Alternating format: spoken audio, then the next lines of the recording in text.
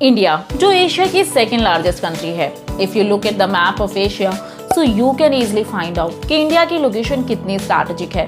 पर कैसे? आज के इस वीडियो में हम बात करेंगे इंडिया की स्ट्रैटेजिक लोकेशन कैसे अदर कंट्रीज के साथ इजिली लिंक करती है और इंडिया के नेबरिंग कंट्रीज के बारे में। तो चलिए शुरू करते हैं। इंडिया एशिया के ईस्ट और वेस्ट के बीच लोकेटेड है और इसीलिए इंडिया के वेस्ट साइड से यूरोप, अफ्रीका और वेस्ट एशिया को इजिली कनेक्ट किया जा सकता है और ईस्टर्न कोस्ट से साउथ ईस्ट और ईस्ट एशियन कंट्रीज को, जिससे ये कंट्रीज आपस में ट्रेड कर सकते हैं। इंडिया का साउथवर्ड एक्सटेंशन देखा जाए तो इंडियन ओशन में किसी और कंट्री की लाइन इंडिया के कोस्ट लाइन के बराबर नहीं है और इसीलिए इस ओशन का नाम इंडिया के नाम पर रखा गया। एंशिएंट टाइम से ही इंडिया दूसरे कंट्रीज के साथ ट्रेड करता आया है, पर आज जो ट्रेड सी रूट्स के जरिए होता है वो कभी माउंटेन पासेस के थ्रू हुआ करता था। पर 1498 में वास्को डी गामा ने यूरोप को ईस्ट से जोड़ने के लिए रूट ढूंढ निकाला, जिससे ट्रेड के लिए यूरोप को ईस्ट से कनेक्ट किया जा सकता था। इंडिया हमेशा से ही अपने स्पाइसेस और क्लोथ्स के लिए काफी फेमस रहा है, जिसका ट्रेड यूरोपियंस भी किया करते थे। इंडिया अपनी लोकेशन की वजह से ही रेस्ट ऑफ द वर्ल्ड से कनेक्ट हो पाता है। इंडिया की पंचतंत्र की स्टोरीज से लेकर रामायण और उपनिषद के आइडियाज इन्हीं रूट्स के जरिए दूसरे कंट्रीज तक पहुंचे। इंडिया पूरी तरह से साउथ एशिया में लोकेटेड है। इंडिया के एक तरफ है बे ऑफ बंगाल और दूसरी तरफ अरेबियन सी और साउथ में इंडियन ओशियन, और इन सी रूट्स के जरिए ही इंडिया दूसरे कंट्रीज के साथ इजिली ट्रेड कर पाता है। इंडिया की स्ट्रैटेजिक लोकेशन के बाद बात करते हैं इंडिया के नेबरिंग कंट्रीज के बारे में। Neighbouring countries of India.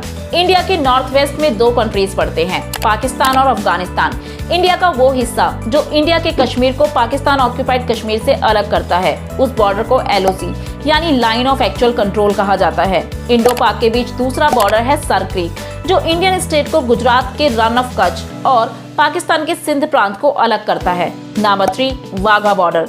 Indian state जो पाकिस्तान के साथ बॉर्डर शेयर करती हैं, वो है जम्मू एंड कश्मीर, पंजाब, राजस्थान और गुजरात। नंबर 2, अफगानिस्तान।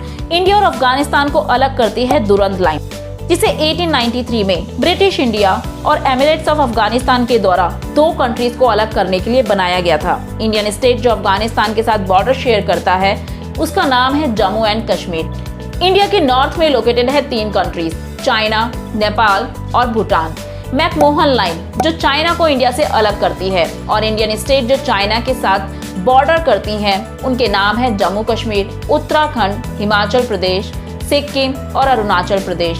काली रिवर जो इंडिया और नेपाल के बीच एक बॉर्डर की तरह काम करती है, जिसके लिए नेपाल और ब्रिटिश इंडिया के बीच 1816 में साइन की गई थी treaty of Sugauli.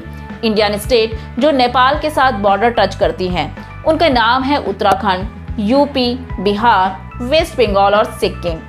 India Bhutan के साथ शेयर करता है ओपन बॉर्डर। हमारे रिलेशन भूटान के साथ हमेशा से ही काफी अच्छे रहे हैं।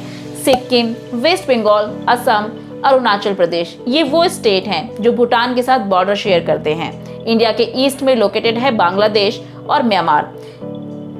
इंडिया और बांग्लादेश को अलग करती है रेड क्लिफ लाइन और इंडियन स्टेट जो बांग्लादेश को बॉर्डर करती हैं, उनके नाम है मेघालय, असम, वेस्ट बंगाल, त्रिपुरा और मिजोरम और अराकान हिल्स जो इंडिया को म्यांमार से अलग करती हैं। और इंडियन स्टेट्स जो म्यांमार से जिनकी बाउंड्री टच होती है, उनके नाम है अरुणाचल प्रदेश, नागालैंड, मणिपुर और मिजोरम।